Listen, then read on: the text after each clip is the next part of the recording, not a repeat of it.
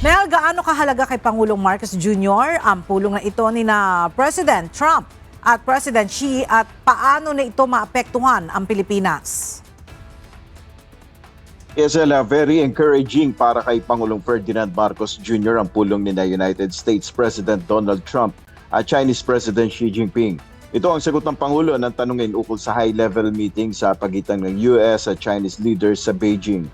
Ayon kay PBBM, mahalaga ang bagay na ito para sa kapayapaan sa rehiyon, hindi lamang sa usaping militar kundi maging sa usaping kalakalan. As we all know, it does not matter how difficult the situation is, how large the conflict is, but if you stop talking, then immediately there is no chance of success. And so that is why to see that there is a continuing dialogue, there are continuing exchanges between China and the United States. That is very, very important for us. Again, it comes down to peace, and when I say peace now, I don't mean just a military lack of fighting. I'm also talking about peace in terms of trade.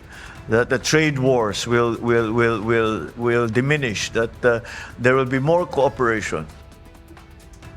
Binigyan din ni Pangulong Marcos na ang pag-uusap ng two economic giants ay may epekto sa consumers at sa ekonomiya. Umaasa ang Pangulo na ang pagpupulong na ito ay magkakaroon ng magandang resulta pagdating sa pagkakaisa at mabawasan ang tindi ng tensyong pang-ekonomiya. Yan muna ang ating update. Balik sa iyo, Ella. Maraming salamat, Nel Maribohong.